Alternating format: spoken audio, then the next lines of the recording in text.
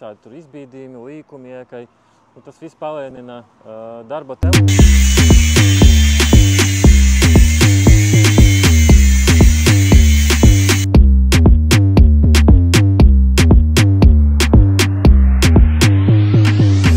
Būs saulīte, tad palīdzēs tam visam nožūt. Tāpēc sāka ar ziemeļu pusi, jo tur saulīte nav. Sāka jau septembrī, kad bija reāli silti, un tagad pabeidz šo dienvidu pusi. Dienvidu puse ir daudz sarežģītākā. Šeit ir balkona pārsegumi, šeit ir visādi tur izbīdījumi, līkumieki. Tas viss palēnina darba tempu un palielina darba apjomu. Cilvēkiem daudz vairāk ko darīt.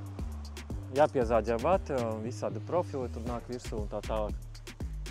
Puiši strādā, es domāju, ka līdz novembra beigām visa māja būs normēta un apšūta. Tad cilvēkiem šajā sezonā viņi jau izbaudīs to, kāds ir dzīvot siltnātā mājā.